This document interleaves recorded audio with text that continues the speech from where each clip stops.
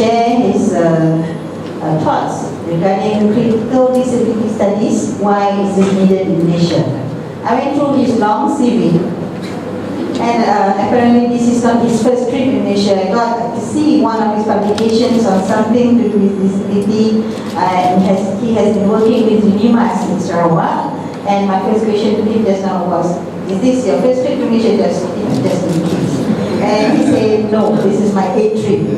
And on the flight here, he managed to sleep 8 hours, 8 out of 9 hours. So good for him. And this is number 8 trip means we must have been doing something good.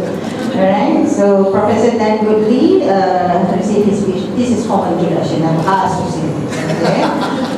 He received his PhD from the Department of Sociological Studies, University of Sheffield in 1998. He's pretty young. He's the co-director of Institute for the Study of the Human, acronym I-Human, at Sheffield.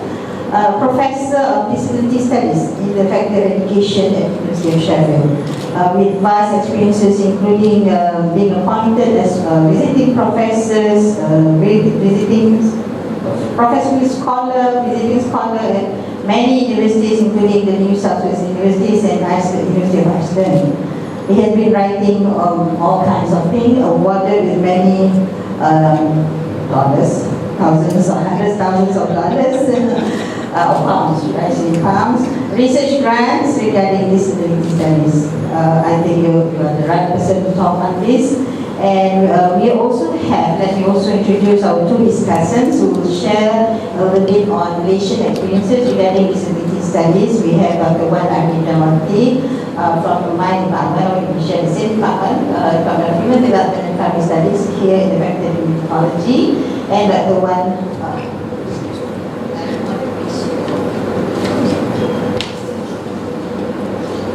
just read the first page of their CV. They have also a long CV. Dr. Nurwahiza Abdul Wahad is lecturer at the Faculty of Education. So they will be sharing after Prof. Dan is done with his speech. Then they will give their shares on thoughts and experiences regarding research, especially research in disability. And I quite like her actually. Sweelan was doing her master's research around self-advocacy of people with learning disabilities in Malaysia, and she was kind enough to contact me, invite me to come up. I thought I was speaking to about 2 people, and I ended up going to into a lecture room with hundreds of people. It was quite scary. And since that time, we've had the opportunity with Sweelan, with me, with other colleagues, with United Voice colleagues here, and others, to share our thoughts around disability. And I love coming back to Malaysia, not just for the Macan, but actually for the opportunity to share together our thoughts around disability. So what I want to do today is I want to share some kind of theoretical ideas that are happening about disability across the world. And then I want to open this all very much to a discussion around disability in Malaysia. And I suppose the first thing I want to say is that a definition of an intellectual person is somebody who finds lots of questions and very few answers. And I think we need to remind ourselves that there are no easy answers there when it comes to anything really in the world, but particularly to disability. So I want us to feel comfortable in our uncertainty, and to feel comfortable that often we raise more questions than answers. So if you're ever feeling confused today, it's not my fault, it's disability's fault. He said. That way. Oh, I think I've broken it, so I do apologise.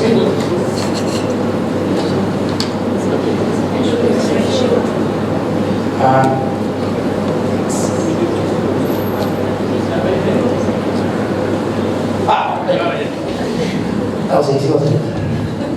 Okay, so what I want to do is, in this talk, I'm going to talk for about 45 minutes. And I want to thank you for coming on a Friday morning. This Friday, isn't it?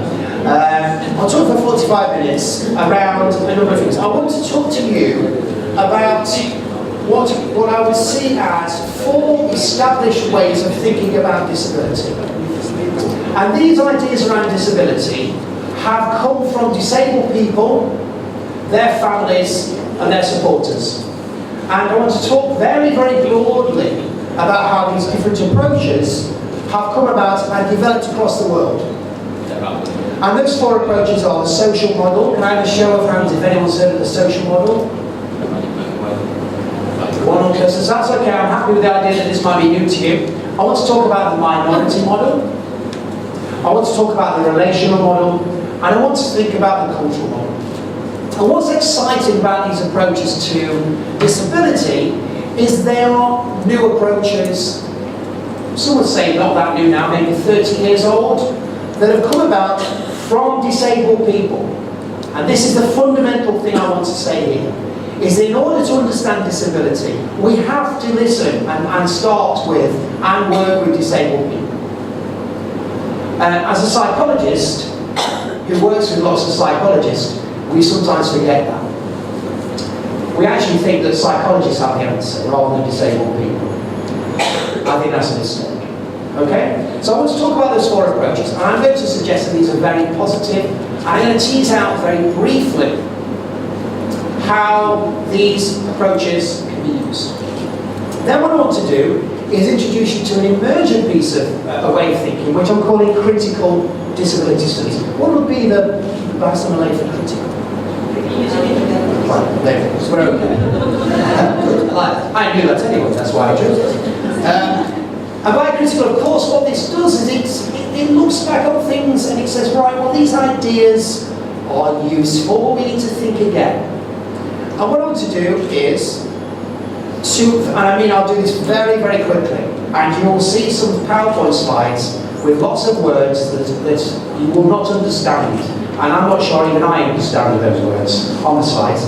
What I'm going to do instead is to very, very briefly touch upon 4 approaches which are coming from this thing called critical disability studies. And personally, I think that we need both. We need the established approaches, and we need these critical approaches. And in particular, I think the critical approaches are absolutely relevant to Malaysia, from my limited understanding of the context.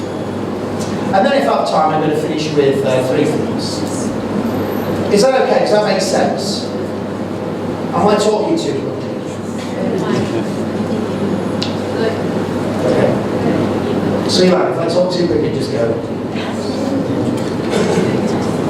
Okay, so let me start there by looking at 4 established approaches to what we might call disability studies. And these are the social model of disability, which has been developed very much in the British context, a minority model of disability, which is developed in the US, a relational model, which has been developed in Nordic countries, and a cultural model which is North American. I would also suggest very Australian. My understanding from a Malaysian context, and I'm talking to Malaysian researchers, is that you use a number of these approaches in your own thinking. So the social model within universities, I would suggest, and I'm showing you back up here, is very much a kind of a strong approach. But like all of our approaches in disability studies, sometimes we need our university colleagues to listen more to what we are thinking. So even in my own context, I sometimes find myself on the periphery, on the edges, where disability is not actually taken into account. Now what these approaches are, of course, are responses to what we might call the moral or individual or medical models of disability. And the medical model of disability in particular is a very dominant model in the UK, and I know from speaking to colleagues like Nina, Sri Lanka, like Jing, like others, I know that this is very strong here. Now the medical model is a little bit like a 2-sided coin. On the one side of the coin, the medical model allows us to diagnose disability, learning disability, blindness, deafness. We need the medical model. The problem is, of course, is that underneath that, on the other side of the coin, ringgit, is that there are lots of assumptions tied to the medical model which are a problem. And one of the problems is that a medical model of disability understands the problem of disability within the individual, within the person, rather than thinking about how we as a society can actually think about how we might be the problem for disabled people. So as I was making my way to Food Street the other night, I was struck by how difficult it would be to be a wheelchair user going from my hotel to Food Street. Now, the medical model would say that the reason that the wheelchair user can't get to Food Street is because they have a problem walking. The social model would say, well, actually, it's quite difficult. The terrain, the environment is quite difficult. In my own office, in my department, in my university, Sheffield, our lift breaks down at least twice a week. Sound familiar? I work with a colleague, Kirsten Lydiard, who has mobility impairment. She needs to have that lift to get from the ground floor to the third floor, and if she can't do that, she can't come to work. I have to email her, often on a daily basis, early in the morning, to tell her whether or not she can come into her office. The problem is not Kirsty, the problem is the building.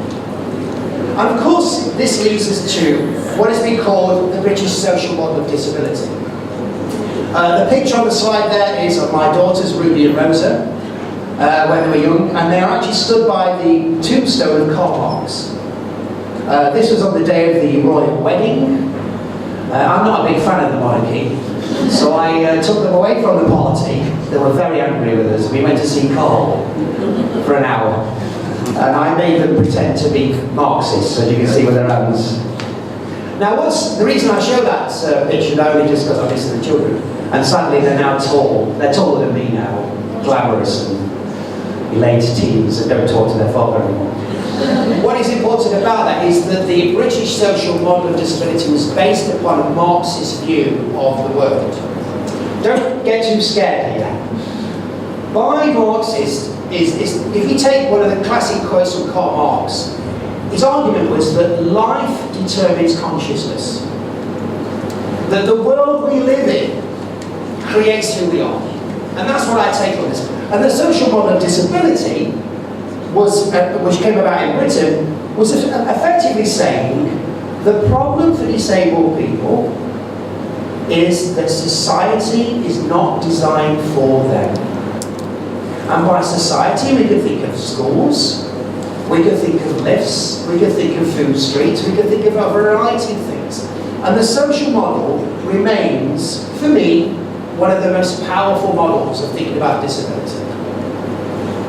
So rather than the argument that a disabled child cannot fit into a school, I want to ask, how can the school accommodate the disabled child?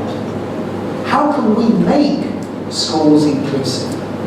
And I'll be brutally honest with you, in the UK, we do not make schools inclusive.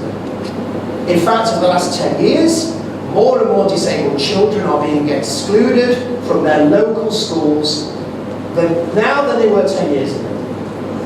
We do not have the answers. In that respect, we do have a model that can help us understand that and hopefully fight for their rights. So there you have the social model. Very much came about in the 1990s in the UK. In the States, you have what's called the minority model. And the minority model has a mantra. You hear this mantra that disabled people have come up with: nothing about us without us. And the minority model in the US, understandably, was based very much on black civil rights. Disabled people, according to the World Report on Disability by the World Health Organization in 2011, disabled people constitute, there's 1 billion disabled people in the world. Disabled people are the biggest minority group in North America. We don't recognise that. We think of disability as just something on the edges. Not at all. Disability is a huge minority issue. And what the minority model did, like the social model, was to recognise that disability is a concern of politics, society and culture. And then what we have is a world that we live in that we might describe as disabling. Yeah? When a school does not include disabled children, it is disabling those children. It's also disabling non-disabled children, of course. So what the minority model did, again in the 1990s onwards, was to recognise, like black civil rights, that disabled people have human rights that we need to recognise. And you in Malaysia, of course, have recognised this yourselves by signing up to the UN Convention of People with Disabilities. And Malaysia, since 2007, I think, has a PWD Act. Yeah? I think I've got the year right. 2008, right, okay. So, as countries, we have recognised that disability is a human rights issue. The UK was investigated 2 years ago by the UN for not recognising the rights of disabled people. This is a human rights issue, and that's what the minority model does. So here we have another model that helps us to think in different ways about disability. If you go to Nordic countries, I don't know if anyone's travelled to Nordic countries, they're very cold at the moment. I believe in Oslo it was -9 the other day, so don't go now. Try only go in the summer. In the Nordic countries, I'm thinking of Sweden, I'm thinking of Norway, of Iceland. These are countries with big welfare systems. Yeah? The kind of welfare systems that people in the UK and maybe Malaysia look at, dewy-eyed. Now what's interesting about in Nordic countries is with their strong welfare systems, lots of support and services for disabled people, their understanding of disability is very different. Whereas, for example, in the States, the welfare system is very problematic for disabled people. Some would argue, particularly under Trump now, that there is no welfare system. Yeah? In Nordic countries, there are very strong welfare systems. Their argument then, based upon this idea of a welfare system, was to ask a question. And the question is, to what extent does the environment support the disabled person? And the other question is, to what extent do disabled people fit the environment? And this idea of the relational model gave rise to ideas like normalisation. I don't know if you've heard or aware of this work, but normalisation is very, very popular as a way of supporting people with learning disabilities, with intellectual disabilities, when long-stay institutions were closed down. What I take from this is the importance of fit. The idea that disability provokes questions about how our environments fit with disabled people or don't. And too often actually environments and disabled people do not fit together. And if we go back to the social model, that's not because of disabled people's problem, it's because of society. Yeah? So that's a third kind of approach that's been used in thinking through disability. The fourth, also developed in the States, is something called the cultural model of disability. And the cultural model of disability asks us to consider how we as a society represent disability. When you read the Star newspaper online, probably now, how is disability spoken about? In the UK, disability tends to be spoken about in terms of stories of tragedy or inspiration. Yeah? So if you're a disabled person and you do, I don't know, well at university, you suddenly become an inspiring story rather than just somebody who's done well at university. And a good friend of mine who's a wheelchair user joked with me once that she hates it when there's the Paralympics Because she says, I go down the street and she says, I can see people looking at me thinking that I'm going to launch into some kind of athletic behaviour. When actually she's one of the laziest people I know. Right? So there's this idea that disability is evoked, and too often disability is evoked in very simplistic ways. And these simplistic ways, whether they be in tragedy or inspiration, are really damaging for disabled people. Yeah?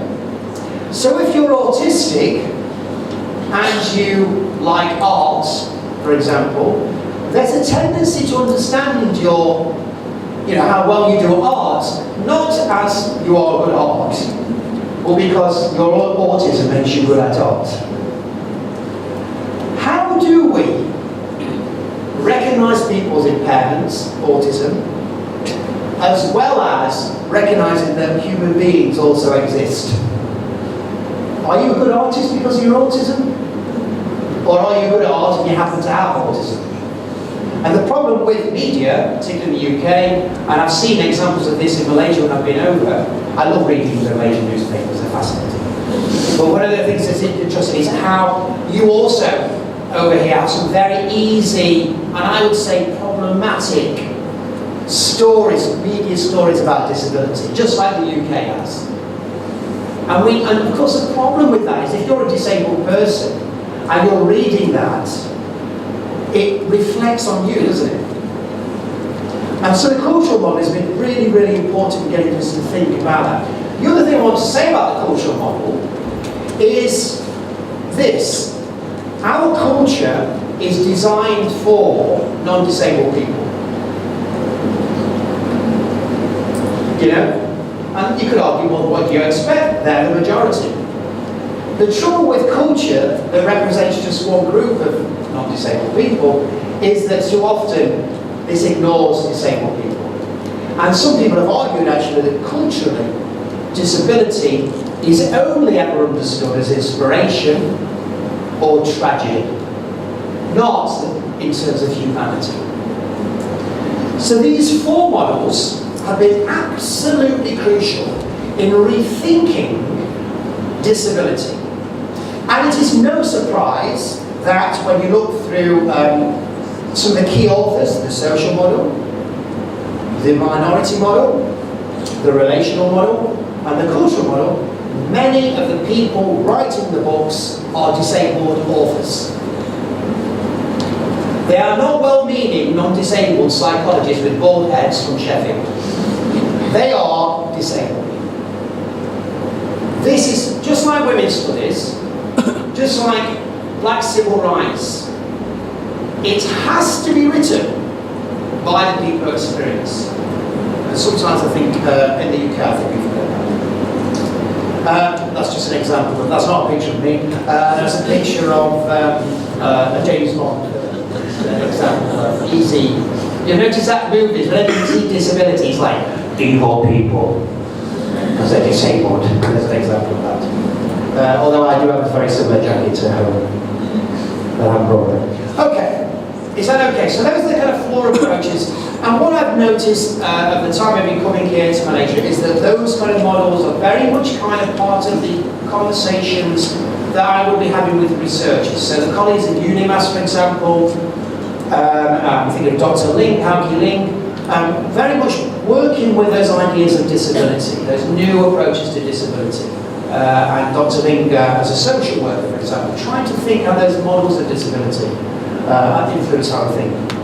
Over the last 15 years, there's been a shift. Like all good things, things move and change.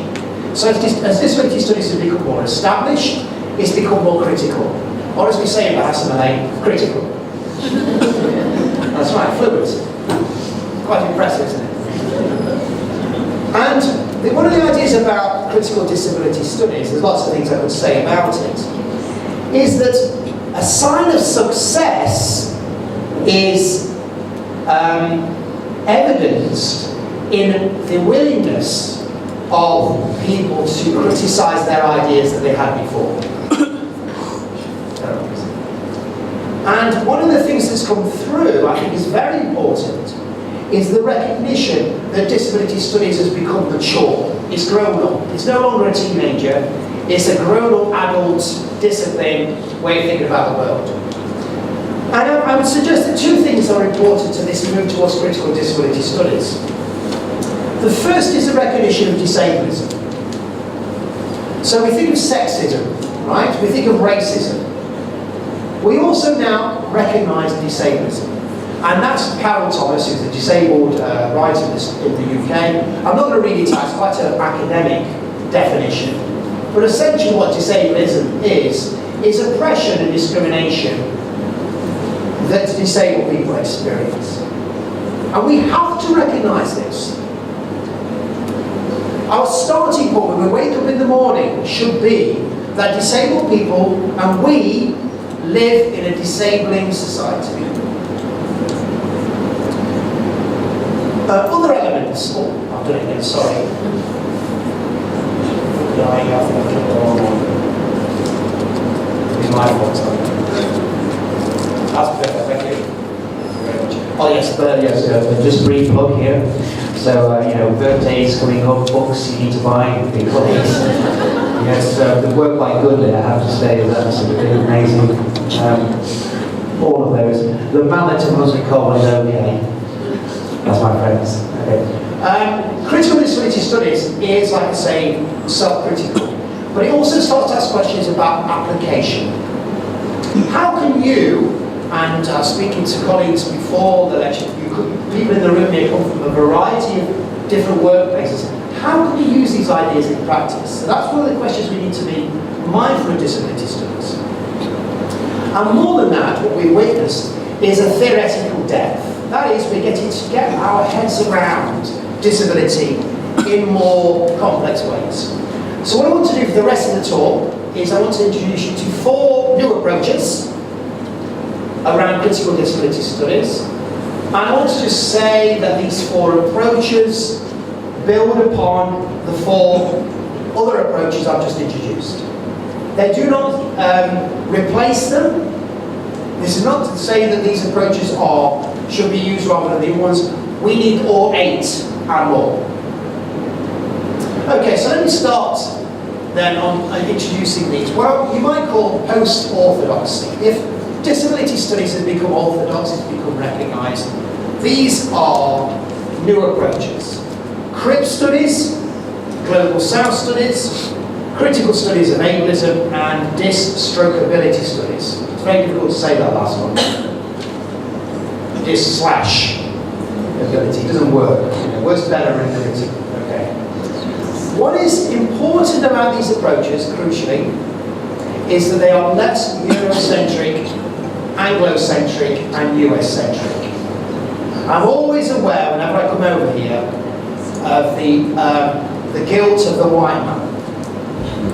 They're coming over here somehow because I come from a colonial centre of Britain, the horrendous Brexit Britain.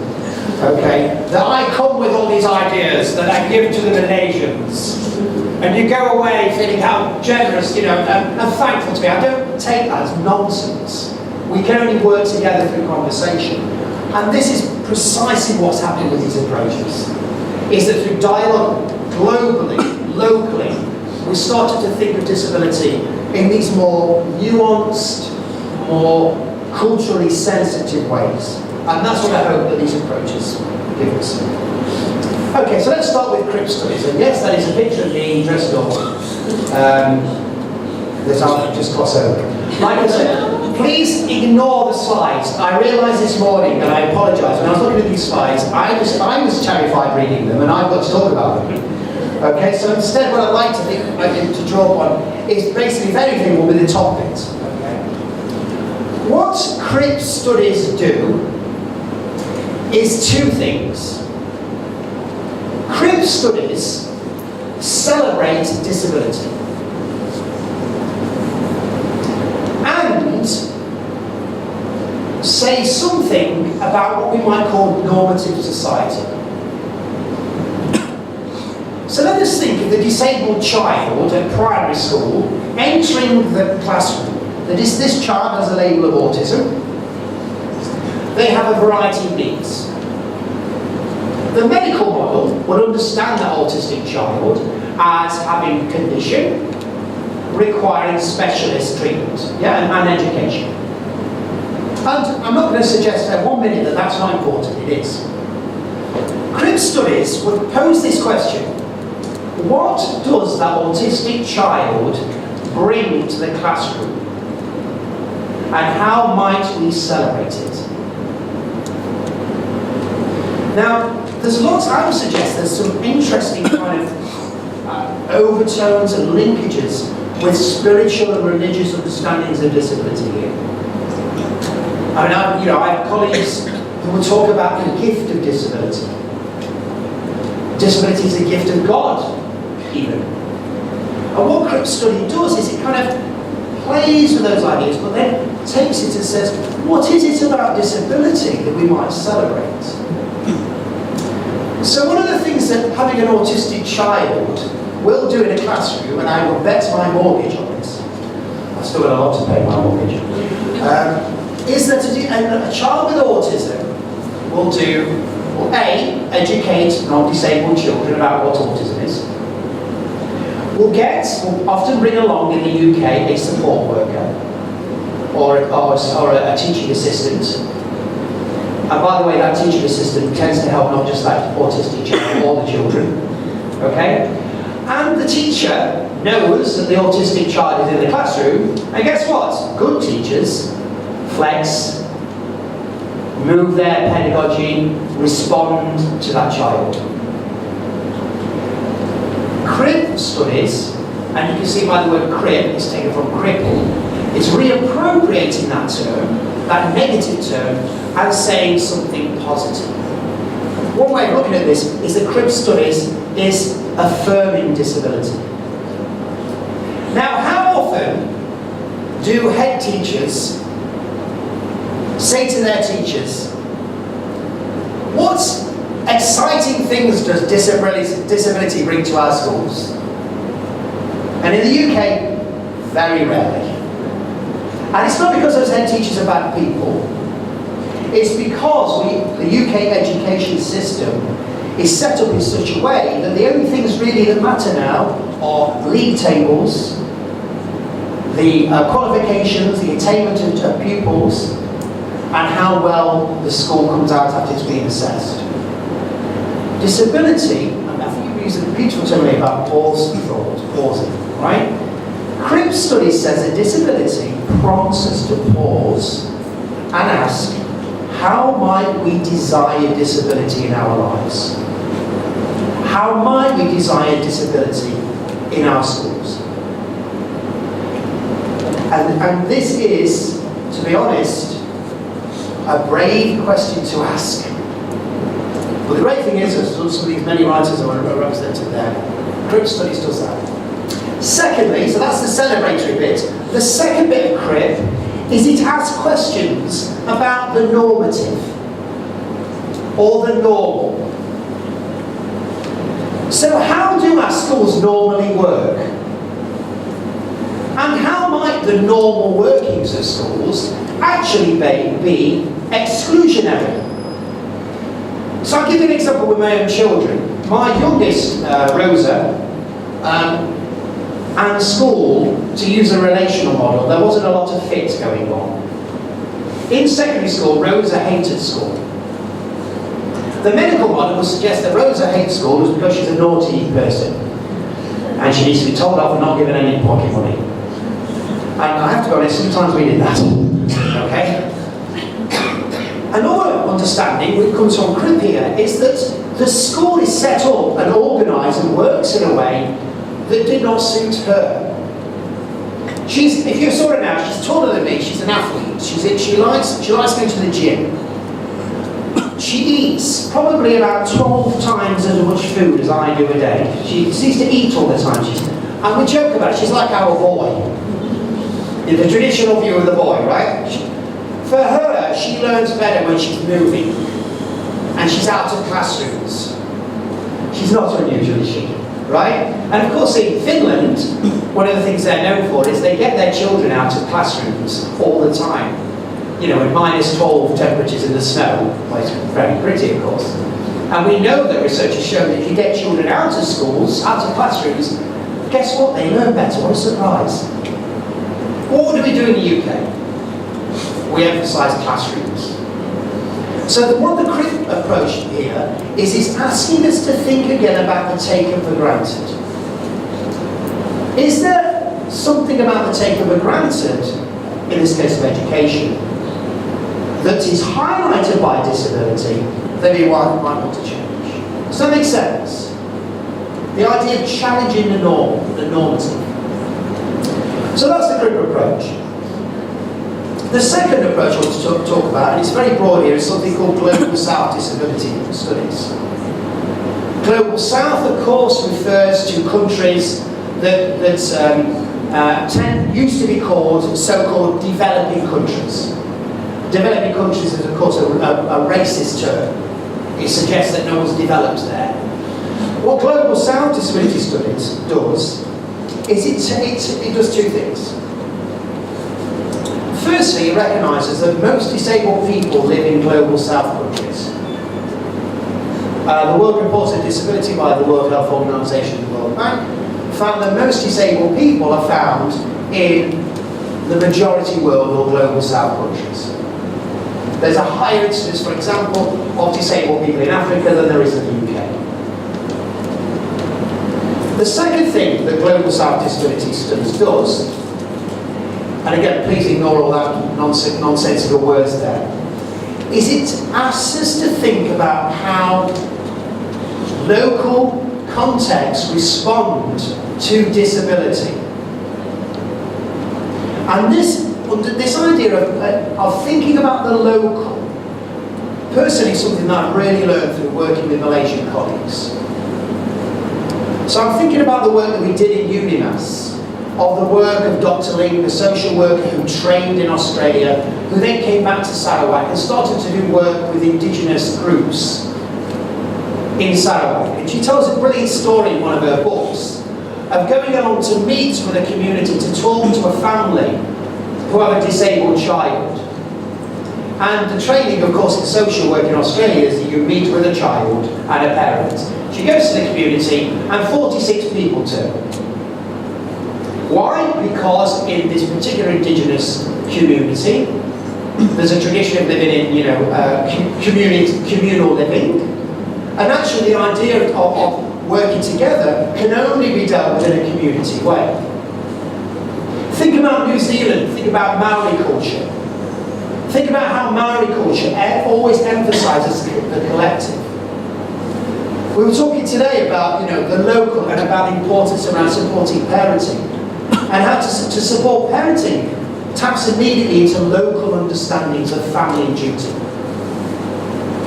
Global South Disability Studies is particularly useful in getting us to celebrate and think about local practices and how those local practices might be advanced and drawn upon to support disabled people. And it's always struck me in the Malaysian context that the centrality of family, and you might argue and tell me that that's changing, and I'm sure it is changing, but that the centrality of family, for example, is an opportunity to think about disability.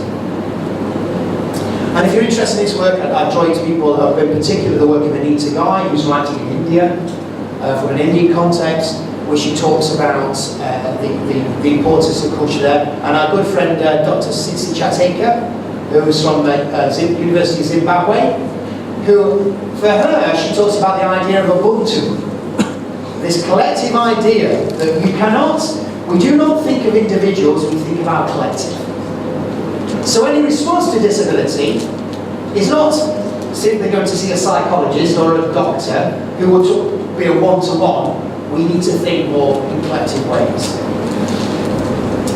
So this is the second approach of critical disability studies. The third is something I'm particularly interested in. And this is something called critical ableist studies. The picture there is of one of my heroes, Frantz Fanon, who is a black psychiatrist, who, in his book, Black Skin, White Masks, says something very interesting. His only line in that book is, "The black man does not exist." And this is the start of his book. It's now known as a classic text in post-colonial black studies. And I can remember reading that thinking, that's an incredible thing to start with. What he draws attention to is the damage that is done by societies that centre the concerns of only particular kind of people. And what he was talking about at that time is white societies, white racist societies, that do not recognise people that do not fit the white ideals of that society. Let me give you a little bit of an example here. So, if you type in "ideal man" on Google, be careful. You can print up doing engagement with lots of people in there. Would you say that this is an image of an ideal man?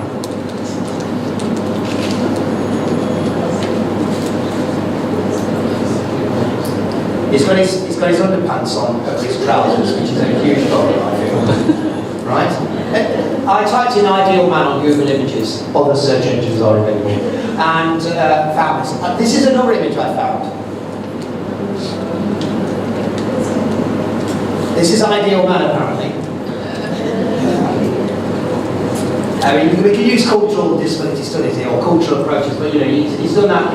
I would suggest that he's a businessman. Yeah, he's obviously made sure that he's worked late enough to not have to engage with the children. Okay, this is "ideal man." Now, the third approach to critical disability studies is the study of something called ableism. And if disableism is the exclusion of disabled people, ableism is the exclusion of people who do not fit the ideals of our society. And one of the ideals of society we hold is being able-bodied and able-minded. If you're not able-bodied and you're not able-minded, you are deemed potentially forever to be seen as not human. And there's been, you don't need to listen to me, there are a variety of philosophers that have tried to trace back the origins of ideal man. If we look at this is Vitruvian Man by Leonardo da Vinci. This is meant to be a representation of a perfectly proportioned man. Nice haircut. Okay? That might be one modern version of so-called ideal man. Feel free to have a look at David Beck and enjoy that. What I'm trying to do in a playful way here is to suggest that we live in a society of status anxiety, whereby if we think about younger generations, where people do not feel that they will earn enough, be able to shop enough, be able to achieve the ideal ways of being a global citizen. Yeah? I'm very struck when I was running around in the park of the centre of KL yesterday of the signs of idealised consumption. So I was trying to remember because I got lost the day before when I went for a run. I ran around running for 2 hours and didn't know where I was. It was like, Penang. But there was I was wondering, and at first I thought, right, okay, I know where to come back because it's by Tiffany's. And then you go from Tiffany's to Gucci. And then you go from Gucci, and it's basically a celebration of the luxury goods. And we know that these luxury goods are associated with perfect, idealised versions of what it means to be a consumer. But worse than that, we live in a society, according to this third layer of thinking, which is deeply ableist because it only is interested in promoting and celebrating particular kinds of human. And again, what I say is ignore the stuff on the right. That's all the reading I did, the literature I read, to come up with the stuff on the left. The design individual of our societies is someone who's cognitively, socially, and emotionally able and competent. For you to flourish, you have to be think well enough and be well enough. I'm not going to go through all of them, but the danger here, according to this approach, is that we are producing school systems, for example, and cultures that are celebrating a particular kind of humanity. And that particular kind of humanity is captured, and we can do this in a kind of playful way, go back, in the image of David Beckham. That we live in a society that has a particular conception of what it means to be a valued human being. So those of you interested in working with disability have a big job here. And the job is to challenge this kind of celebration, just like a Vitruvian man, of a particular kind of humanity. So I want to turn to the fourth and final one, and that is of the need to recognise both disability and ability. And again, there's a long list of. I'm trying to show off here to show you that I've been reading lots and writing where we were more right. Ignore that, it's boring. Dis/ability argues that we now have to recognise, whenever we think of disability, we also have to think about ability. So when we think about inclusive education, or special education, or inclusive workplaces, or inclusive societies, we have to recognise that whilst we can focus on disability, we also need to focus on ability. So I'll give you an example. I'll go back to the one I just said earlier, of the child with autism going into a school. We can look at how we can celebrate that child's place within the school. But one of the arguments is that we've never really achieved inclusive education. We haven't in the UK, and I'm going to make a guess you haven't in Malaysia. I haven't read it yet. And one of the reasons that we haven't is because we've left ability untroubled. Schools are set up to develop particular kinds of ability, and schools are set up assuming that children have particular kinds of ability. And what we need to be doing is challenging the narrowness of education that only seems to celebrate particular kinds of ability rather than individual difference shown by disability. So, an example close to home. Both my daughters now are doing, I've got a daughter doing A-levels, I've got a daughter doing GCSEs, and over the last 2 years they've introduced in the UK now that 2 years of study is now being measured by 6 exams. In the past you would have essays, coursework, presentations. I don't know if it's the same here, whether it would just be exams, is that right, or will they be mixed? Now, the educational research is very clear. Exams are probably one of the worst ways you can actually assess people. And I'm going to put my hand up, I have really bad exams, so I would argue this. Why? Because exams are based upon memory. And I'm seeing everyone nod here, we would all share that. Why do we promote an education system that has a particular celebration of an ability, that is, to do well in exams? And it absolutely ties my head in knots to think that as a British culture, we're not asking that very simple question. And guess what? If you have an education system based upon exams, children with learning disabilities don't do very well. Now, the reason could be that they're stupid. Or another reason could be the assessment. The understanding of ability is so problematic. So this idea of I'm doing this now, moving back and forward, disability and ability, is that in order to think of disability, we have to start asking some challenging questions about ability. I'm thinking of the work in Gamuda, and Sri Lanka is here, but Gamuda is introducing incredibly innovative ideas around supporting people with autism into work. United Voice, self-advocacy group, job coaches, supporting people with learning disability into work. I think that in your practice, one of the things you're doing, as well as celebrating disability, is you're getting workplaces to think again about how they understand what it means to work. It means opening up our ideas of support, of empowerment, of being enabling. So what we do is we end up with I would suggest, a more inclusive idea of ability.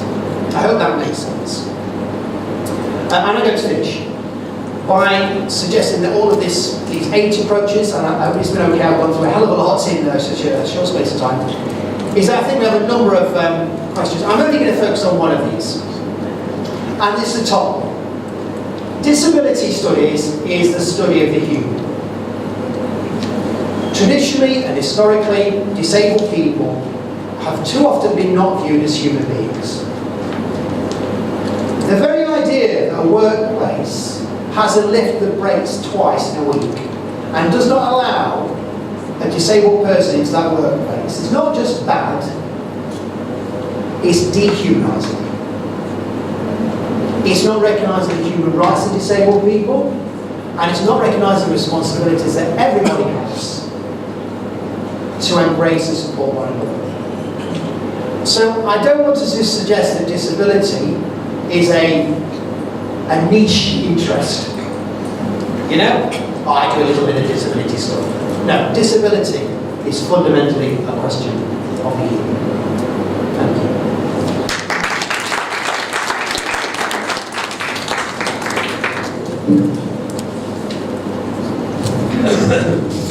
Thank you very much for a very interesting session. We have heard, we have learned a lot from you. One thing that I picked up, I let the discussants to maybe share what they picked up from your talk, but one statement of yours that really triggered was that to study disability, you cannot exclude anyone, right? So on behalf of the faculty, I would say that's very ecological. Right, and you may want to think of that model as well. Okay, before we get to the Q&A, I would like to say sorry, just I didn't really address the audience. I welcome everybody. I saw Aliba's here. I saw many from the NGOs. I saw my former student who's now with the government, Yanti. She's now with the Social Welfare Department. She used to stay with us, and everybody else, our graduate students are also here, and of course, colleagues from the faculty.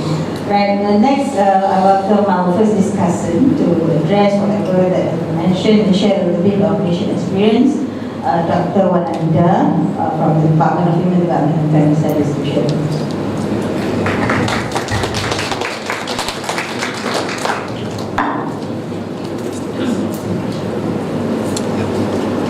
Okay, thank you. Wow, it's really good, right? And foremost, thank you for Dan agreeing to have a sharing session with us today.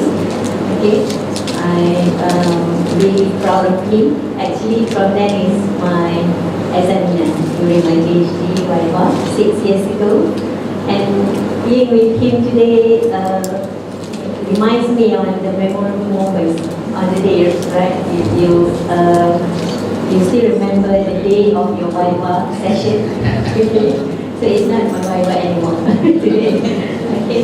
However, it's a really marvelous experience for me to have the Viva session with him and to get very good feedback from an expert in disability studies.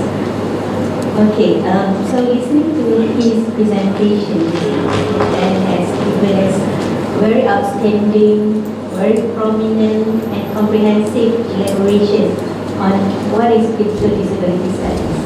And it is indeed that Malaysia needs critical disability studies. Okay, the first thing that I would like to highlight here is Prof then also mentioned that Malaysia is still stuck with the medical model of disability. Okay, when we usually people, even the public or people with disabilities, they see disability from the lenses of medical model of disability.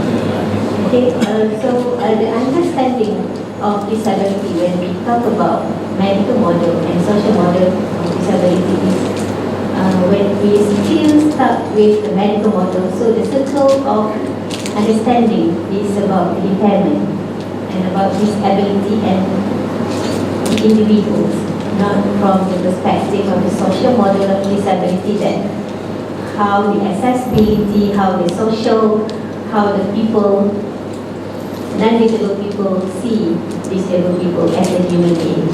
Okay, when we did our research, usually especially when I did the training for employers and NGOs, on the first day we usually ask them what they think, what comes to their mind when we prompt out about disability.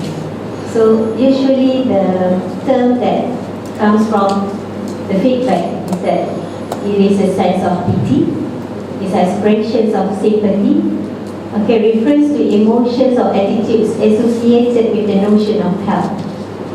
Okay, so this as well responses that mirror the charity model of disability. As we know that Malaysia, and especially we are a very collective kind of community, we are full of pityness, and we always try to give a charity. Okay, so still the charity model of disability is, I would say that it is, we still stuck in this charity model of disability. And as far as we know that social welfare department, they are trying to move on from the charity model to the right-based model of disabilities. Okay, and when we speak about the terminology, and even in our country, Malaysia, it is, I think, from the previous 15 to 20 years, we are still debating on the terminologies we are going to use when we are calling out the PWDs, orang kurang upaya. Okay, even though we now have a PWD Act, which the term used is orang kurang upaya, but some still use cacat. Okay, that which define that not normal or limited or less. Okay, and some use orang kelainan upaya. Okay, means that they are trying to show that people with disability, they have the other different kind of disabilities. Okay, so it's still the issue of using the terminology. Okay, not it is actually important for disabled people. Even in, I think in the Western perspective, that there are also debates on using the people first, people with disability or disabled people, because it makes a different kind of understanding. Okay, I believe that everything that Prof Dan mentioned about Malaysia is really, it is because Prof Dan has done a research on Malaysia, so he knows well what is happening in Malaysia. Okay, and I like the idea of the cultural model of disability, because as Malaysian we have a very multicultural ethnicity, multicultural. So usually how we see the PWDs as a human being is not still there. We are usually see them as a disabled people. We are still talking that when we are referring to PWDs, we still say that, oh, the one that with the wheelchair, the one with the tongkat, the one the blind people. So we see the disability instead of the person himself. Okay. Okay, another one is about the critical disability studies. Okay, in Malaysia we can see transition in the kind of disability research. Okay, from variations of issues has been discussed critically and interdisciplinary. It is happy to see this kind of transition because from the previous literature we can see that most of the research is only focused on education, focusing on the health or medical, but I would say that nowadays we can see many interdisciplinary research done throughout for disability studies. Okay, and the mantra of nothing about us without us also is being used in Malaysia, whereby we are trying now to to have or participate disabled people, not only for being a researcher as well as the participants, but also in building up our policy for the nation. Okay, some examples of the variations of disability studies done. Okay, for instance, we are now starting looking at disability from the perspective of law. Since we have BWD Act from 2008, so we are now about a decade. So we are trying to see what we can do about the Act and what has been done after 10 years we introduced the Act. And some of the researchers also try to interrogate to the ancient Islamic books, whereby we could see how Islamic Muslim scholars see disability and try to understand disability from the perspective of Islam. Okay. Okay. Okay, there are actually many issues we faced by the PWDs in Malaysia that might be a critical disability studies we could apply in the research.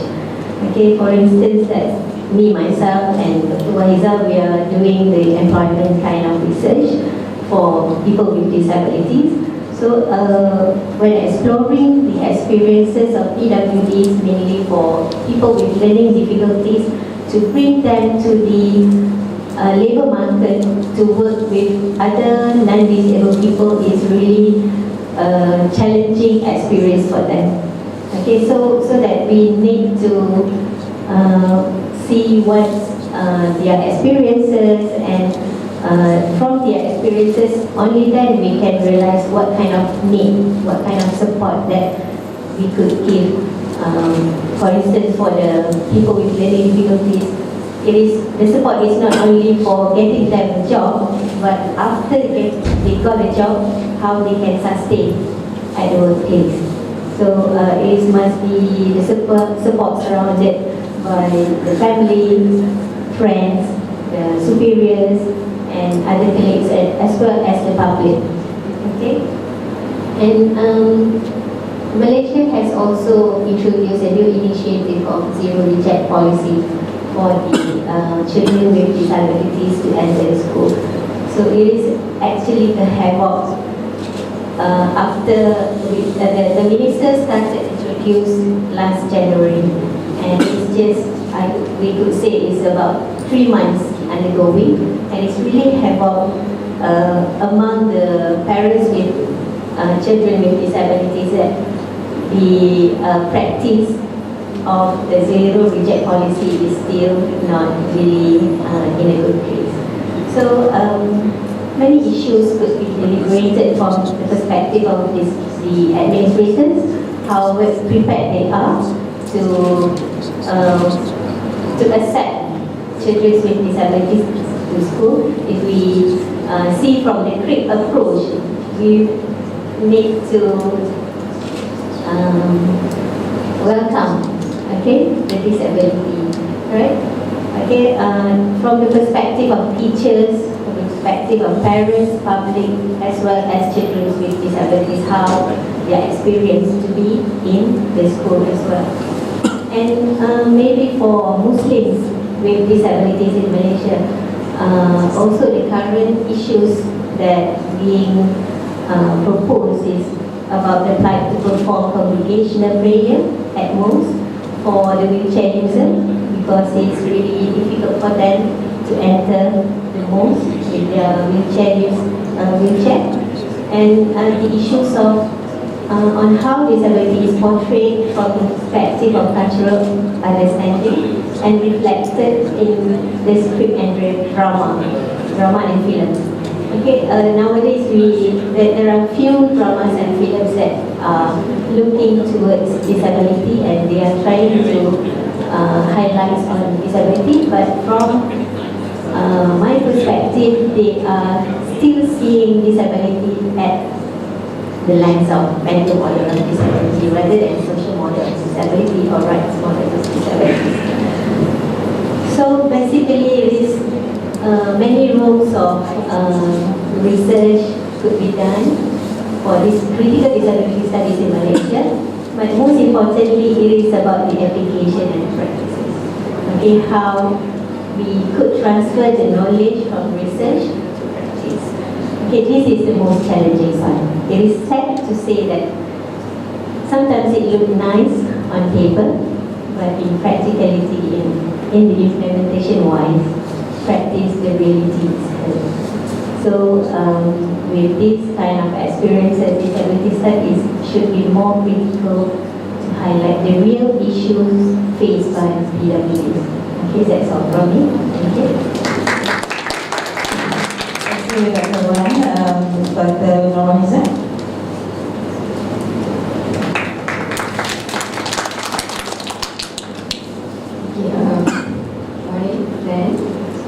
I have to address Raz also. Okay, Raz, I contacted you yesterday. I'm on his own Texas. Okay, and my old friend, Dr. Rahima, a long time listener, and members of the floor. This is my slide. I will wait until all the animation is complete. First of all, Dan, it was very interesting to listen to your talk just now, and I will try to relate to the studies which I have been conducted together with my friends since 2010 until recent year. Okay, the first study actually started in 2010 when I came back to UPM after I finished my PhD. Okay, I'm actually from the Department of Professional Development and Education with a program of human resource development. Okay, my PhD thesis is not actually on PWDs. It was a totally different title. It was on work adjustment of new academics in universities, particularly research universities. Why I suddenly changed my interest? Basically, when I came back to the department, my colleagues at that point of time was having focus on research in developing human resources in organizations. So I asked myself, what would be my focus as the new academic then? Whose potentials would I like to develop? Using the knowledge, the research knowledge that I have been benefited for the 4 years of PhD, who actually could I help with the knowledge and skills? So I look around and who are the minorities? Who are the neglected groups? And I got my answer. So I started. When I say I started, I will give you tears because the reaction that I got at that time was, what are you doing? Year 2010. What do you think you're doing? Do you know what you're doing? I was alone. So it relates to the model, of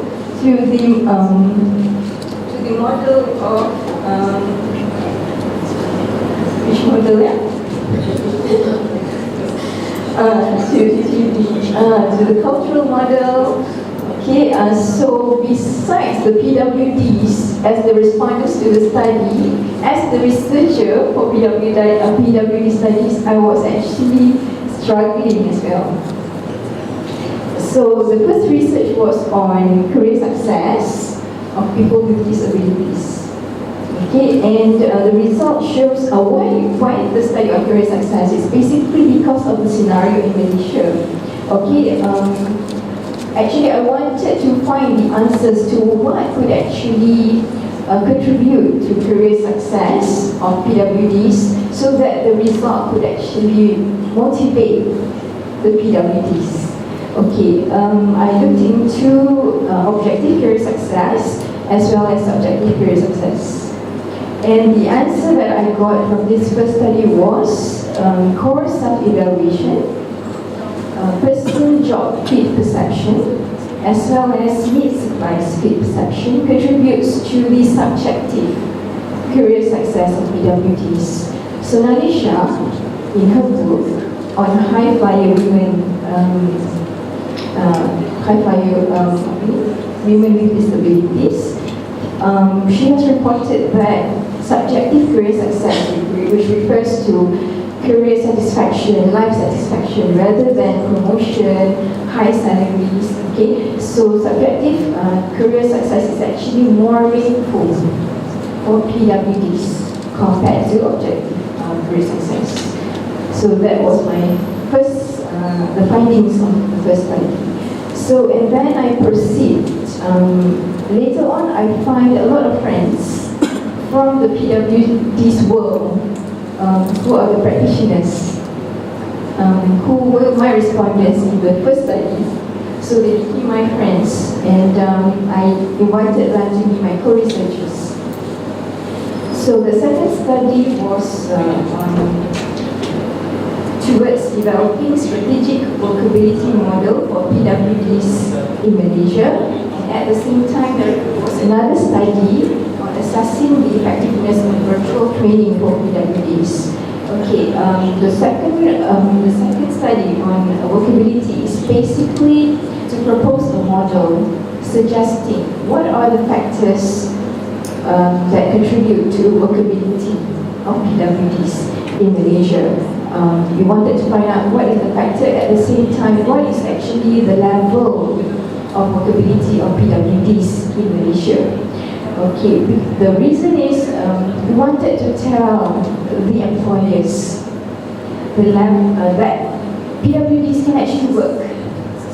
We wanted to give the empirical data, the empirical evidence to assure the employers that PWDs are actually able to work. And the findings showed that 70.2% of them demonstrated levels of moderate, good, and excellent workability level.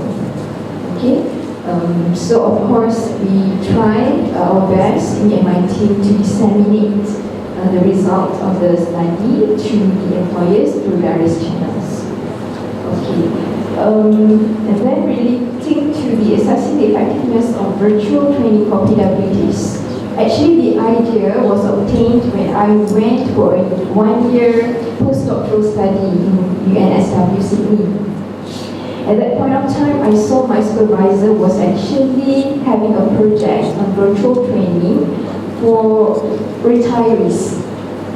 Okay, so the retirees, the elderly who are at home, okay. So I got the idea of, okay, why not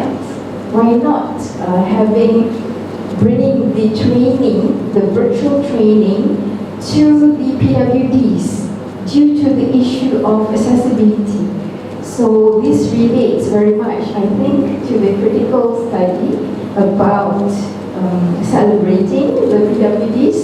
So creating an environment, okay, that celebrates them. Give them, what they need. For example, they need lots of training, but due to the issue of inaccessibility, it's hard for them to get it. So we introduced the virtual training and we assessed the effectiveness of this virtual training. Okay, actually the content of the modules were actually from the findings of the previous 2 research which was conducted. Okay, because the data was qualitative as well as quantitative. So the qualitative data was actually translated as a content module. So the first module is on self-acceptance, because we find that the pattern is basically meant for new PWDs, those who were living their life as normal and then they met into accident or they got disease, got amputated for example, and they become disabled. So it was actually the experiences of this particular group that we translated into the modules. So the first module was on self-acceptance, and the second module is about your self-worth. It's about loving yourself, valuing yourself. And the third module is to tell the PWDs on the importance of your self-development and your professional development. And later, the fourth module, the fourth module isn't ready yet, but it's on entrepreneurship. Okay, it's on entrepreneurship. Okay, why entrepreneurship? Because along the way, when I was doing the research, the earlier mindset of doing the research was I was trying so hard to convince the society and to convince the employers, please take in the PWDs into your organization. Along the way, I find, no, don't tire yourself too much on that. Okay, rather make the PWDs to become their own boss. Okay, train the PWDs to be entrepreneurs. Okay, make them, give them knowledge, give them skills to be self-employed. Okay, so that's why the fourth module comes in. Okay, it isn't a very short kind of study. We continued to 2017 of doing market validation for the virtual training. So there are several times of change of names for the virtual training, and now it is finalized to the name of VACE, which means Virtual Acceptance and Employment Training for PWDs. It sounded very French. It is not. I just coined it. You know, it's actually from Virtual Acceptance and Employment Training for PWDs, and I just pronounce it like French. Okay. So the market validation, the reason being is actually to find out what is actually the first, the second, and the third highest problem, okay, of PWDs in Malaysia. So we conducted the interviews and we found that the first ranked problem is depression, low motivation, and low self-esteem. So the market validation is actually to identify what is the most faced problem by PWDs and whether VACE is actually the mobile apps that could help to solve this problem. So that is the reason for market validation. Okay, it is still an ongoing process. Okay, because throughout the market validation, whereby we are seeking responses from PWDs themselves. So we give them, we install the modules into their mobile apps, and we get the feedbacks. And throughout the process, we are rigorously revising and revising the interface of it, okay, the content of it, okay, in celebrating, okay, them to give them the best. Okay, and in 2009, currently, the study is with my team is on developing and validating self-acceptance scale of physical PWDs in Malaysia. PWDs for the physical category is actually the second largest group of PWDs in Malaysia. The first largest is intellectual skill, physical. Yeah. Oh, okay. All right. Okay. So physical is the largest. Okay. So have just finished or completed the qualitative phase of the study. Actually, there is already a self-acceptance scale for people with disabilities. It's just that we wanted to know whether in Malaysian context there is a new dimension to it. And very interestingly, as we predicted, but now we got the empirical data, family. Family plays a very, very important role in supporting PWDs. Okay? They are the closest people. They are the closest people. Their words, okay, the way that they reacted to the family members who have just become PWDs means, intensely to the PWDs. Even the look in your eyes matters. So we found that the family members also plays a very, very significant role in making the PWDs to accept themselves. Okay? In making the PWDs to believe that it's not at the end of the world when they land an accident and become PWD, but it's actually the beginning of a new life which can actually be a meaningful life. So we are yet to proceed the study with the second part, which is the quantitative part. Okay, I think with that, I thank you. Thank you, Dr. Nurhaliza. I now open the session for Q&A from the floor. Anyone? Okay, thanks. Mike?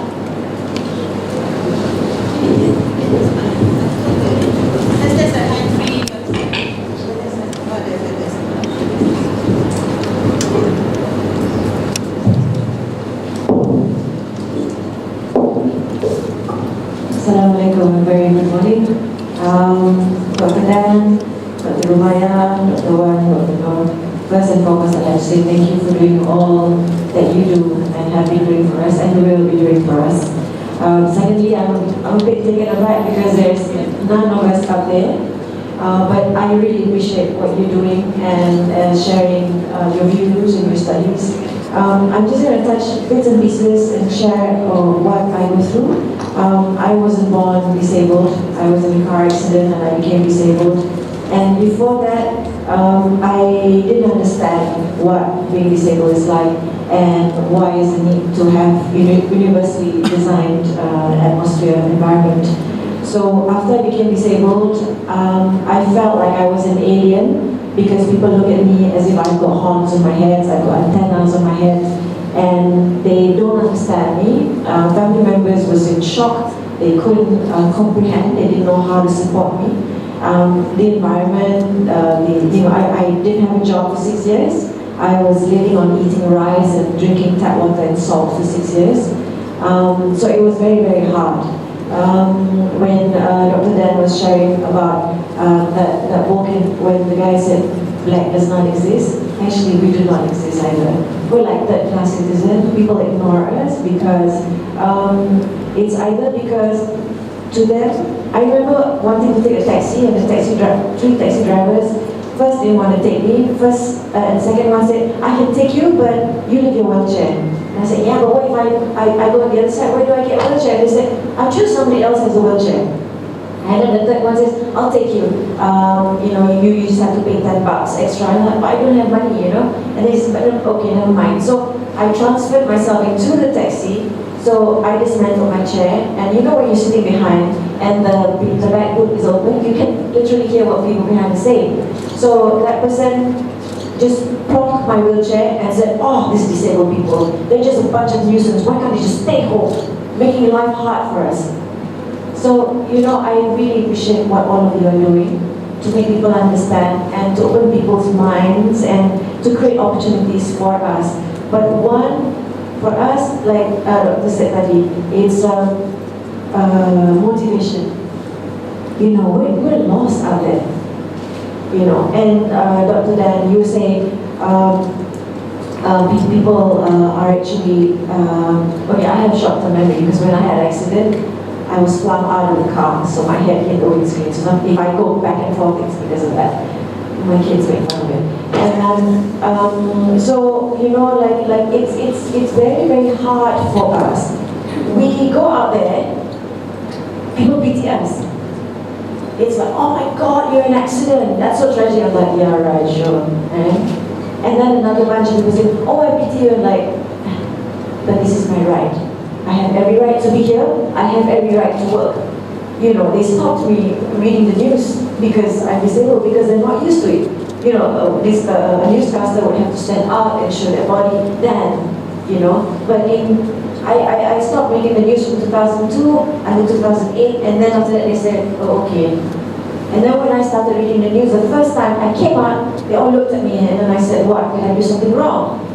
And then they said, it's like you never left. I said, you know what, I never did. You guys left me. Now this is the thing. Our society is becoming more and more disabled. In 2020, our aging population has just gone straight right up in Malaysia.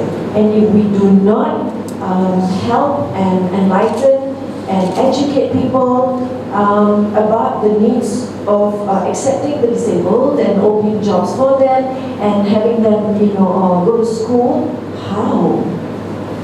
This is our responsibility. This is berkat in Islam.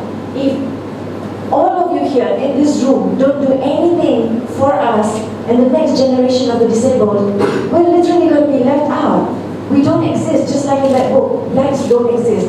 We don't exist. So we have to push and push and push and push. So I truly appreciate what all of you guys are doing. And I have to tell you one thing. In Malaysia, under WHO, 12% of the country's population is disabled. But in Malaysia, the ones that's registered is only 500,000. And our population is now 31, like that. So we're supposed to have about 4.5 million odd Malaysians who are disabled. Where are my other friends? Only 500,000. That means where's the other 4 million? I can tell you where they are. They're in the rural areas because our country now, alhamdulillah, with the work of the Women's Ministry and also the Welfare Department, they're working very hard with all the other agencies, other government agencies, to make sure that it's more accessible. You know, we can't come out because there's no buses. Only in certain places in Penang and KL, we have those bus with ramps, rapid KL. But others, we will, you know, it's slowly but surely. But, you know, like people need to be educated on the importance of little things, like having ramps, like the lifts, dog. You're right. I was lecturing in UM. There was no lift with my students because they wanted to pass. Every day I had to bring me up and down. I pity those kids that probably have a spinal problem, you know, because I was heavier then. You get what I mean? So it's also like we have to work hand in hand with the municipalities. We have to tell them, hey, at the rural areas, do these little things, do these things. And then in schools, if you have students who are disabled, bring them down. You know, you deprive us of a life. And not only that, I have friends who became disabled, spinal cord injured, wife left him, or husband left her, okay? And like this particular guy who I met a few months ago, he said he didn't have any sexual intercourse for like 12 years. And I was like, why? He says, I don't know whether I can do it. I said, there it is, you just have to go and see the doctor, get injection, get Viagra, get a pump, and then say, is there really such a thing? I said, yeah. So little things that you deprive a human being from living. So you know what, guys? We need to do this together. This is our responsibility. I'm very surprised to hear from Dr. Dan that you kind of like face all these problems as well there. We thought that, oh, the UK must be really savvy. You know, here you can forget it lah. Sometimes people don't even want to marry us. We want to go to school, we can't go to school. We want to find jobs, people don't want to give us jobs. I remember my friend was a polio. He got me 3 jobs. He said, Russ, I got you 3 jobs. And I said, what is it? Very easy. All you need to do is sit down. I said, okay, great. What? He says, you will become a parking attendant. I said, you're crazy. People are going to be coming around asking for my autograph. I mean, right? You know what I mean? And then he says, another job. I said, what is it? He said, you have to, you know, also push things. I said, okay, maybe I'll be typing. And then he says, no, become a lift operator. You know, I mean, it's really sweet. My friends above us are trying to help me when my able friends just ignore me. There is something wrong with us. Truly something wrong with this. What you guys are doing today is opening our minds and letting us know what you guys are doing, and also, in Europe, what it's like, all your studies. We don't know all this. But you know what? We have so many things to do. If you guys don't fight for us, if all of us in here don't fight for us, what's going to happen to the next generation of disabled? Our youngest is autistic. He has Asperger's syndrome. Doesn't like to be touched, doesn't like, he speaks whatever he wants to speak. Sometimes people think he's rude, but he just goes on and on, comes up to me and says, I hate school, Mom, and I went to the school yesterday, and the teacher said, oh, but he's fine. I said, really? Oh, okay, so what's his result? He got 9 A's and 1 B, and I'm like, huh? And he got A for Mandarin. I'm like, well, you don't speak Mandarin. And he got B for BM lah, You get what I mean? So I'm saying there's a lot of things you can do. We are the future. I call my friends and I the X-Men and X-Women. I'm an athlete, I'm a sharpshooter. If you go to the Paralympic training center, Kampanan, everybody looks so weird. They walk different, they speak different, they talk different, everything is different about them. They're so queer. But you know what? They're amazing human beings. And I want to thank all of you for doing this for us. We will be more amazing if you continue to create more awareness. Thank you.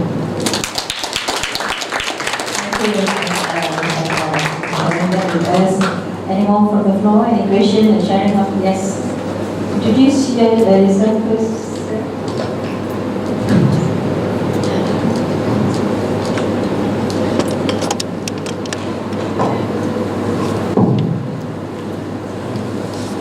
Assalamualaikum and very good morning. Shamsuri from University of Malaysia. So, thanks Prof. Dr. Wahisa and Adi Mawadi for the interesting presentation. Actually, my background is counseling, rehabilitation counseling. And for the past few years, I'm trying to harmonizing this counseling with disability studies. And actually, I find it it's quite difficult to harmonize these two fields together. And in Malaysia, especially as a Muslim majority country, like Prof. Dan said, some people use persons with disabilities, someone who have special ability. So whenever a person with disability having achieved something in their life, get a degree, attend convocation, so the newspaper will highlight their story. Yeah. Okay, and this one I think is make us, it's not part of the society because we are having special ability. So people in this sometimes they promote person with different ability. So I said yes, if I have different ability, I cannot see you, but I can see ghosts or I can see angel. So when they perceive PWDs as someone have special ability, so they do not do the necessary things to include us in the society because we have special ability. So you can do things on your own. Okay, no need braille books, no need screen reader because you can do on your own. You have special ability. Okay. So as an academician, what I'm doing is try to collaborate between academician and activists and persons with disabilities, serving NGOs, government department, because we need to translate what we are doing in the university, what research we are doing, because finally the benefit should be received by person with disability. How we collaborate between academician and the practitioners. That's also the challenge in this country. Thank you. Thank you very much for both the comments. I mean, I think just to pick up on 2 points. The first one is that a month ago, my colleague, a professor of disability studies, the first professor of disability studies in the UK, died. In his obituary, someone reminded us of a great thing he once said, and he said that if you wait for non-disabled people to solve the problems, you'll be waiting forever. Which is your point exactly. The need for representation of disabled people on panels like this, absolutely right, and the significance of that. And I suppose I hope that what we've been referring today is many of this work. The vast majority of this work we're talking about is written by disabled people. And that's absolutely crucial. The second comment, thank you for that. I was in Singapore about 6 weeks ago, and I used the word activism, and everyone went in the room when I used the word activism. They said, no, you mean advocacy. And I said, no, I mean activism. And they went, again, so I won't be using the word activism in Singapore again. Google might get kicked out. But your point there, actually, of being a counsellor, trying to think about disability studies, and also thinking about activism. What was interesting, and I'm glad that you did talk about Fanon there, Frantz Fanon, who said, you know, the black man is not represented. It's one of the crucial things that we can bring together around activism, counselling and disability studies is the deep-rooted problems we are going to cause in society. Like you say, disabled people are not viewed at all, and if they are viewed, it's going to be in terms of charities. The idea of depression that you talked about there, I think there's high incidence of depression amongst disabled people, but why? And then the root cause, according to Fanon, he talks about psychopolitics. We become depressed if society treats us in such a way where we actually do see ourselves in negative terms. And this is absolutely what's happening in schools. When we exclude disabled children, we are creating psychopolitically long-standing problems that could be depression for life. And it's not that disabled young people or children with autism are predisposed to be depressed. You're going to get depressed if society does not recognise you in those ways. And I think that point of bringing together something like counselling, or bringing together something like the stories you talked about culture and disability is absolutely fundamental. It's not just, we're not just trying to appeal to people's good nature here. We are talking about human rights issues that are being absolutely ignored, not just in Malaysia, but in the UK every single day. In Britain, for the past year, all we talk about is Brexit. And what's happened? We don't talk about disability equality anymore. Gone. And we've been told, don't try and approach a minister at the moment to talk about disability issues. They're too busy with Brexit. What is that about? So I think, that point about, we work in all different ways. I totally agree with that point, so thank you. Sorry, but there's one big community that's having a lot of problems, which is the mental disability. Yeah. Even we ourselves, we try our best to help. We can't do, our hands are tied. Our hands are tied with our friends who have mental disability. The insurance does not cover them, people don't want to give them jobs, and family members shun them, and people just don't want to have anything to do with them.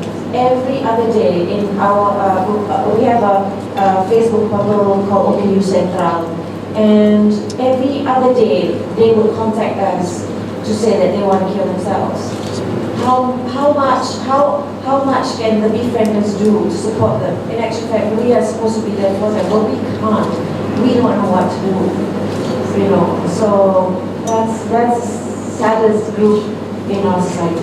Sorry, there is one response, and it's sat just behind you, in United Voice, in terms of how you work with people with learning disabilities. I put you on the spot there, haven't I? But I think it's actually challenging that very issue there about isolation.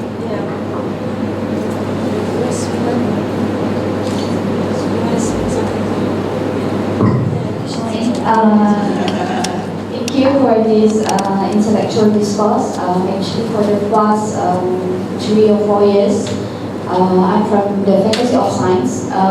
We are doing awareness program involving special needs children in the schools.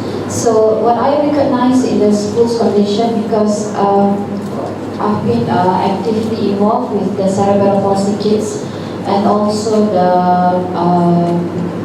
special needs children in the schools.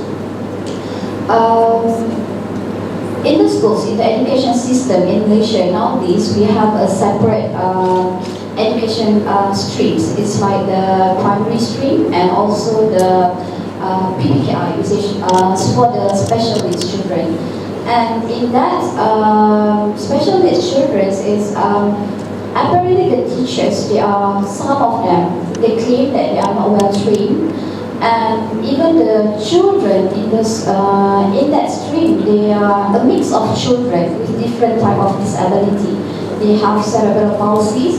So when they have cerebral palsies, their major claim is actually about the infrastructure of the schools. And then in terms of the autism and learning disabilities, the teachers, they don't really know how to deal with the children. But then when I look, because I'm from science stream, not in the social stream, this is my personal opinion. What we have in the schools is actually already separate special children and also normal children. So when the ministry mentioned about zero reject policy, when I go back to the teachers, I asked them, do you really understand what is zero reject policy? They said they don't know, and they don't know how to deal with these things even. And then another thing is, if we already separate these special children and also normal children in the school setup, they will be, growing up with these kind of things, and then these problems will continue, and we're not going to be able to follow the, how should I say?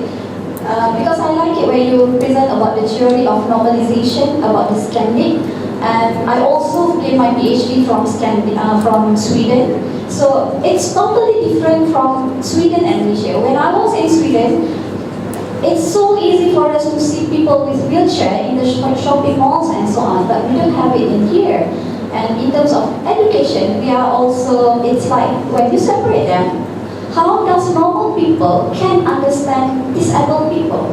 And how does disabled people can be blend in with the society?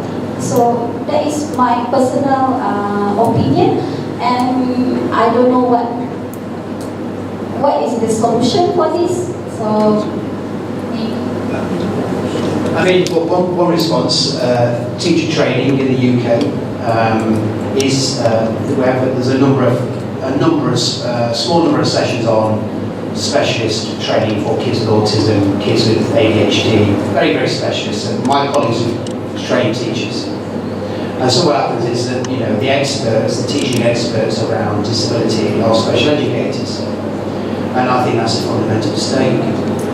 Because what it does is it makes disability a specialist issue. I'm sure my colleague who's involved with rehabilitation and counselling, the problem you've got, the trouble with counselling is it's run by psychologists.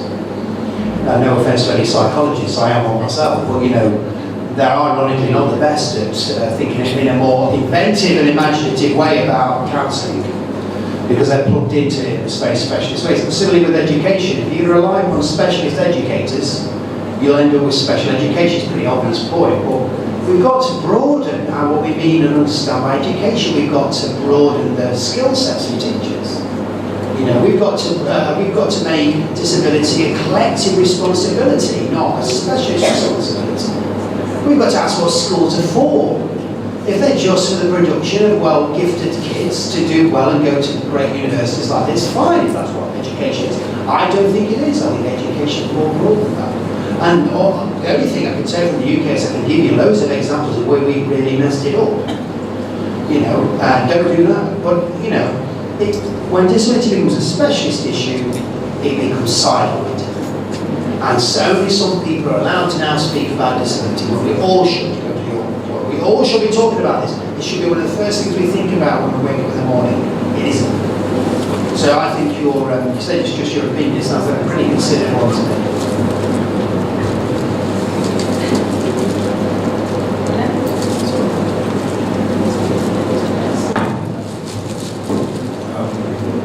Good afternoon, everyone. I'd like to sit on the existing protocols. And I'd like to say that for everything that has been discussed today, I want to say it's really eye-opening and as an attempt to actually conscientize the entire society on the need to actually appreciate people with disabilities. I'd like to say that the difficulties we encounter in the care for people with disabilities, Malaysia is not alone. I think it's a phenomenon that cuts across the globe. I'm from Nigeria, and I know what is obtainable in Nigeria. Like when Doctor was speaking, she was talking about very good policies on papers, but far from practice. And that is what we have also in Nigeria. I want to believe that the same thing cuts across the globe. The problem we have is that we don't have enough understanding of what United Nations is talking about. Or perhaps United Nations does not have a backup to the convention delivered to the entire world on how people with disabilities should be taken care of. Because I believe that when a convention like that, which is very greatly beneficial to the economy, because when you take care of people with disabilities, you improve your economy. An improvement to a person with disabilities is an improvement to an economy of a nation, because the resources allotted to people with disabilities will drastically reduce. The care of people with disabilities, would drastically reduce on the economy, because if the person with disability is able to, rely on himself or herself and also give to the society, is an improvement. Instead of a person with disability being a burden to the society, by which a lot of care is taken from the economy by the person with disability. I believe that we're going to have a better society. At a point in time, I had the reason to do a little investigation on inclusive education to one of the schools, and I discovered that all the teachers, it's an inclusive environment, and all the teachers there that are actually responsible for children with disabilities, they just stumbled on, on teaching the children with disabilities. No training, nothing. And I'm talking about Malaysia. No training, nothing, because I had to interview the teachers, and they were telling me that, one person read music, another person read economics, and some other people didn't go to university at all. They just find themselves, because they applied for the job, and the government said, look, we don't have what you are asking for, but we'll give you what we have. So go and teach children with disabilities.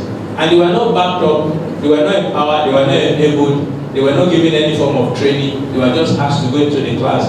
And so they began to experiment, with the people with disabilities. And that is where they are today. I was actually moved with passion. I wish I could just tell them, all of you come together and give you training now. To the extent that I was moved to actually reach out to them. And since then I've been thinking, how can I impact a little knowledge? How can I let them know how learners with special needs can be handled within the mainstream of a regular classroom? So if this can happen, it will go a long way to reduce the pressure on the economy from this particular population of people with disabilities. And if some of the things I'm advocating for is that in all the nations of the world, we should have Ministry of Special Education or Ministry of Inclusive Education, because what we have is just a fraction, and this is not sufficient to actually address the peculiar needs of people with disabilities. Because we are in the same society, we live in the same society, we go into the same market. There's no market for people with disabilities. It's the same environment, it's the same, it's the same scenario. So why the exclusion? I'm still wondering. So I feel that we should have such a ministry that will actually develop them, so that they can be much more relevant to the society. And I also want to request that if we have to put inclusive education in its perspective, or in the perspective that it actually it requires, we need to do a lot of sensitization of the entire society, because people need to be receptive, and the issue of zero rejection will be the order of the day. Because when you're talking about zero rejection, you are talking to somebody who does not know what you're talking about. This is somebody who already has a mindset of resentment towards people with disability, and you are now saying zero rejection. Maybe school administrators, teachers, they already have a mindset, about people with disabilities. They don't want to see them, they reject them, they see them as problems and menace to the society, and as such, they don't want to have anything to do with them. So government must do a lot of sensitization. Teachers must be well sensitized, so that when children are taken into their schools, they already have at the back of their mind what it means to accommodate people with disabilities. So then the issue of zero rejection will just be, it will be so easy for them to say, okay, we cannot reject, it's also a human being, because the inclusive education, by the content of the convention, the content of the blueprint of the convention is saying that disability is not a function of impairment, like we're trying to look at the other time. It's not a function of impairment, but it's a function of the obstacles and barriers encountered in society by the affected individual.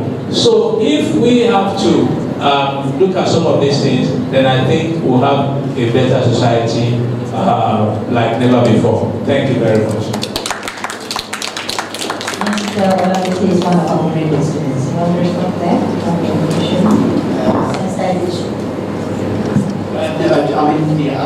I agree with what you said. I think my own sense is, is that nothing has ever been changed in the world around disability by conventions or by legislation alone. And to be honest, I still struggle with legislation because I don't think it really gets to the nub of everyday practice. My example is that we might have disability legislation around education in the UK, but disabled children still don't get invited to non-disabled children's birthday parties.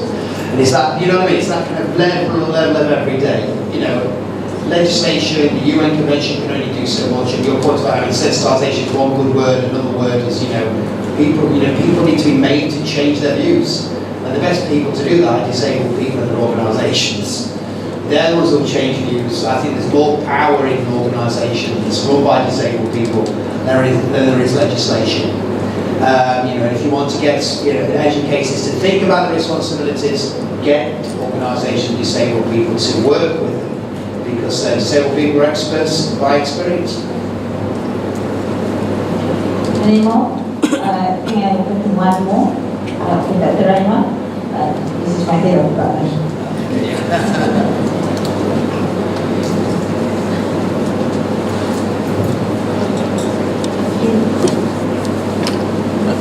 Thank you. Assalamualaikum. Very good afternoon. I'm Rahima. I work with older persons. So disability is just one of the D in affecting us as we age. Others are disease, dementia, and also death. So disability is just one of them. And I have a question regarding the concept of enablement. So in my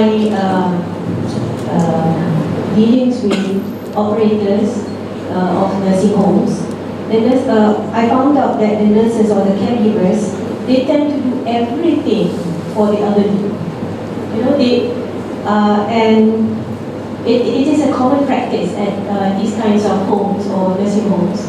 And for me, it defeats the concept of empowerment, but they thought that they are doing it, they are doing something for the older persons. Perhaps it's due to our culture of reverence for the elderly, but also due to the fact that the older persons just want to get you know, a good service and a good value for their money. So how do you feel about this situation, and what are your perspectives? Thank you. I think it's a balancing act. I think one of the problems with the idea of enablement and the way it's been taken up in the UK has been a kind of an individualisation of it. So disabled people have to be the ones that control their own lives. Of course, no one would disagree with that. The problem is that when disabled people are expected to take on a level of individual accountability that nobody else actually lives. So an example would be of a friend I had with learning disabilities, where he was struggling at work because he was being bullied at work, and the psychologist came to see him and his family and asked him if he'd like to take a holiday, and he said yes, he wouldn't, and he never worked again. And one of the arguments was, well, he made that choice. So I think the idea of choice and enablement, we have to be very careful about the kind of expectations we place upon anybody in terms of thinking about their own lives. Because, you know, I mean, any decision, I like to think I make decisions in my life. I don't. I run everything by my wife. And I say run by, she decides everything that and I can see there's men around the room nodding here with me, she decides, you know, what happens. Now, does that mean she disempowers me? Well, firstly, I wouldn't dare say that to her. Secondly, the idea of it is that, you know, most of what we do is relational. You know, and as a non-disabled person, I get to enjoy that relational decision-making about my life in a way that disabled people aren't. There's an either or. Disabled people either have it done for them, like you described, or they're suddenly now are the ones in charge deciding everything for themselves. There's no middle ground there. And again, in services and education, there's this either dependency or this really dangerous idea of independence. And for me, I think we need to embrace interdependence. Enablement works when it's interdependence. You know, there will be decisions I need to make in my life, frankly, that I should not be allowed to take on my own. Spending money, saving money. I spend a lot, and it works out, turns out that I spend more than I save or earn. You know, so I need somebody to come in there, she's called my wife, to decide around that. Now that's just my, you know, I'm allowed that space to do that. And we need to be thinking in those imaginative ways around ideas of enablement.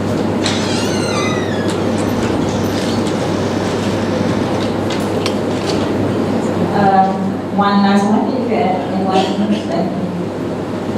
no? Okay, that will be the last one. And introduce yourself, our friend. From then, just to like to, I've been following you on Facebook on this activity, and probably has been introduced for about 3-4 years now. Yeah, just wondering, how has the impact been since the studies have started? How do you introduce this to the community? What kind of channel, what are your strategies, and what impact do you see so far? Perhaps this is a link in from Malaysia as well. Thank you. Thank you, Swina. Well, I think that I think people are more aware of the problems around ability. I think that, you know, the question earlier around, you know, special and inclusive education. I think we are aware that in education systems which we might call mainstream or normal, or in, meant to be the place of inclusion, is that we need to start challenging the very narrow ideas of ability and what it means to be human. So I don't think it's just our work that's done that. I think there's some really interesting work that's been done by other researchers around race and ethnicity, around age, around autism, and the links with that. So I think we've had some impact in our own ways, but we can't do this work alone. We have to start opening up conversations. We need to stop talking to ourselves, let's be honest. How often do we go to these events and see the same people? Yeah? We all can, I'm sure there's many of us that share similar views around this stuff. How are we talking to scientists? How are we engaging with medics? How are we engaging with psychologists? And one of the aims of our research institute is to have really tricky conversations with people we don't really want to speak to. If we're honest. It's really difficult talking to a medic and saying to them, you know what, you're a medicalisation, or you know what I mean? Your stuff you do is really dangerous, but actually they're the people we need to talk to. So I actually think our impact has been very small, and what we need to do is to have real impact is to have difficult conversations with people who don't come to these events. Now, how you do that is another one. And any ideas and answers on the back of a postcard or email, I'd really appreciate it. Right, okay, we have to end the session. But I'm using my power to ask one question coming from the academic background. I just want to know that Sheffield University, UCL Sheffield, will have any academic program on disability? A very interesting question. So no, we don't have any program on it, and I personally would not agree with having a disability studies program. Disability studies should be in every module, in every course, across the whole of the university. And we did have disability studies courses and they closed straight away. So I'm delighted to hear that we've got a disability studies person doing stuff around counselling. Yeah, we need that. We need to get in there. Particularly, I spend a lot of my time shouting at psychologists, many of them which are my friends. They're the people that need to listen to disability studies. We don't need to separate disability studies. We don't need to make it a new thing. It needs to be everywhere. That's just in my line of thought, because I'm having the academic as my responsibility. I'm thinking like for the next exercise of program review, one or two courses should be in, just to, so heads of departments, please take note. Okay, right, taking the chance. Right. So all in all, we have had a very fruitful, informative session with Prof. Dan, Dr. Wan and Dr. Nurwahiza. Coming from the human ecology faculty, I would say this is very human ecological in nature. We really need a lot of political, financial will to do this, and while not forgetting the cultural component coming from this multi-ethnic, multicultural, multi-religious perspective. We really have to address this, and the academic world must support this as well. So with that, let's give a big applause to Prof. Dan.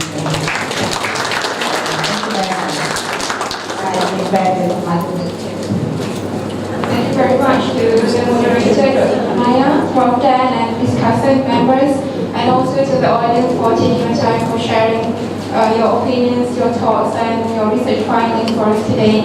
And we would also like to thank all of you for being present and for participating in this intellectual discourse.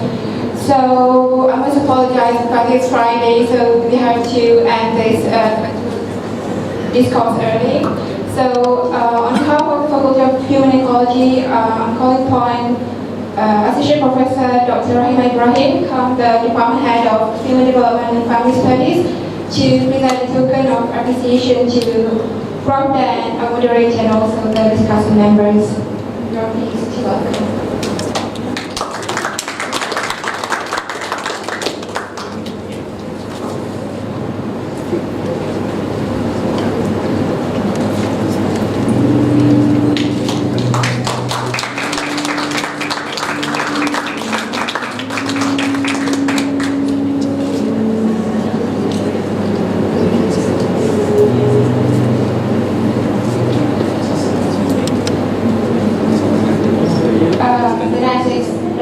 Yeah?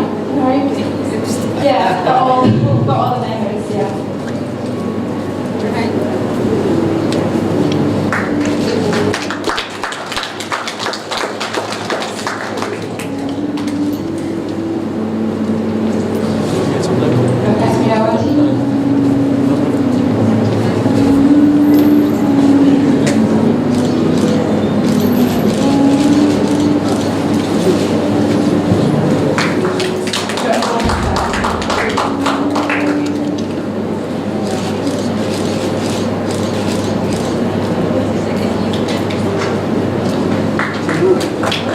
Thank you very much for that.